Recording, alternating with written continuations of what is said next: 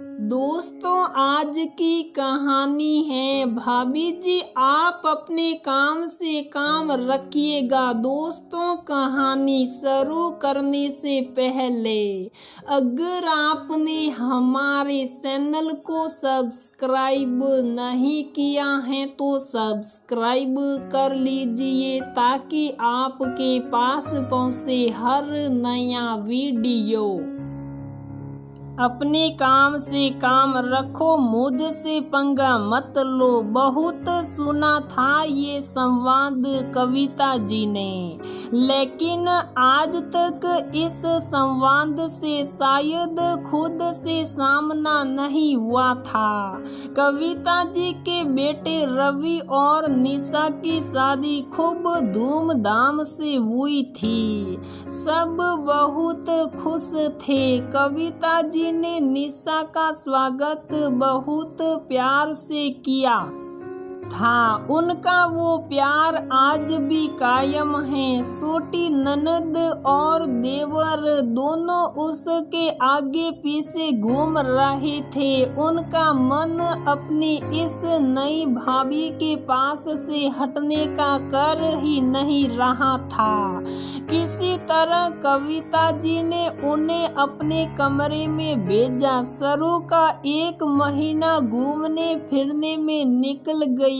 एक दिन छोटी मामी ने निशा और रवि को खाने पर अपने घर बुलाया। कविता जी ने उन दोनों को अकेले ही भेज दिया। भाभी, मैं दोनों को अकेले ही भेज रही हूँ। मेरी तबीयत कुछ ठीक नहीं है। मामी के घर उनके बच्चे भी निशा के आगे पीछे घूम रहे थे।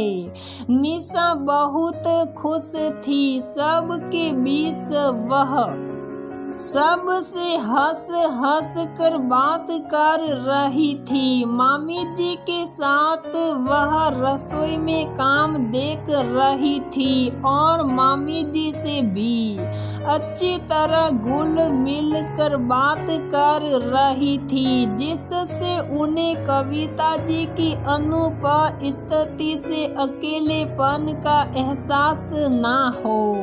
बीच में वह मामा जी को भी उनकी बातों का जवाब दे रही थी। निशा के अपने घर का माहौल भी थोड़ा खुला था। उसकी मम्मी ने कभी उसकी भाभी के ऊपर किसी तरह की बंदिश नहीं लगाई थी। संयोग से ससुराल में भी सब खुले विचारों के थे। रवि भी मामा जी और छोटे भाई बहन के साथ लगा हुआ था। थोड़ी देर बाद दोनों घर वापस आ गए।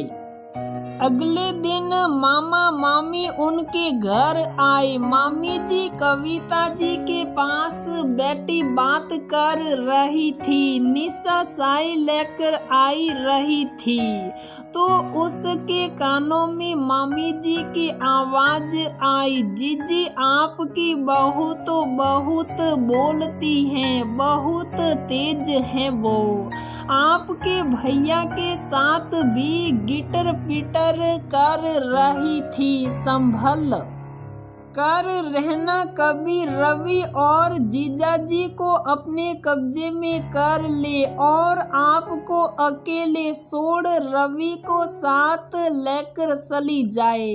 कविता जी बोली, भाभी मैंने अपने घर में किसी के ऊपर कोई बंदिश नहीं लगा रखी है, फिर चाहे वो बेटी हो या बहू। कल को मेरी बेटी की भी शादी होगी। अगर उसकी सास उसके बोलने और घूमने फिरने पर बंदिश लगाएगी तो मुझे कैसा लगेगा। निशा भी किसी की बेटी है, अपना घर छोड़कर हमारा घर बसाने आई है, किसी जेल या पिंजरे में नहीं। हमें भी उसकी भावनाओं का सम्मान करना चाहिए। रही बात रवि के घर छोड़ने की, तो ताली कभी एक हाथ से नहीं बजती, ये मेरी बहू की बात है। मुझे अपनी बहू के साथ कैसा व्यवहार रखना है, इसके लिए मुझे किसी से कुछ पूछने की कोई ज़रूरत नहीं है। इसलिए भाभी आप अपने काम से काम रखिए। मेरी बहू के खिलाफ मुझे भड़काकर मुझसे पंगा मत लीजिए।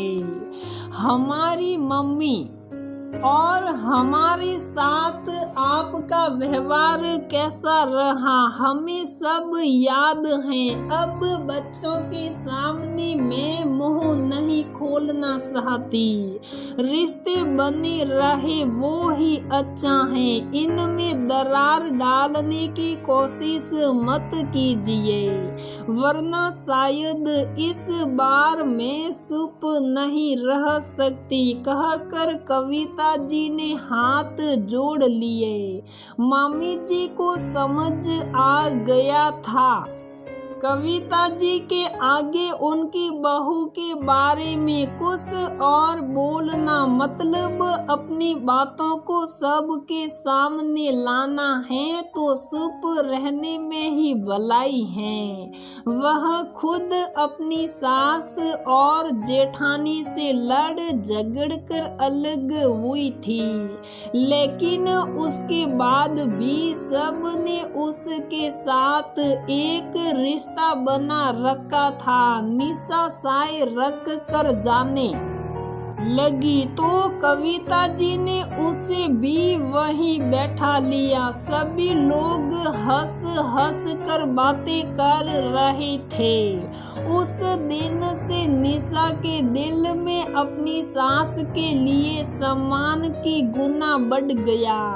वह अपने आप को बहुत खुशकिस्मत समझ रही थी, इतनी अच्छी और प्यारी सास पाकर जिनमें उसे हमेशा अपनी माँ की छवि दिखाई दी। दोस्तों, बहुत बार ऐसा होता है कि रिश्तेदार या मोहल्ले के लोग नई बहू के खिलाफ कान भरने की कोशिश करते हैं।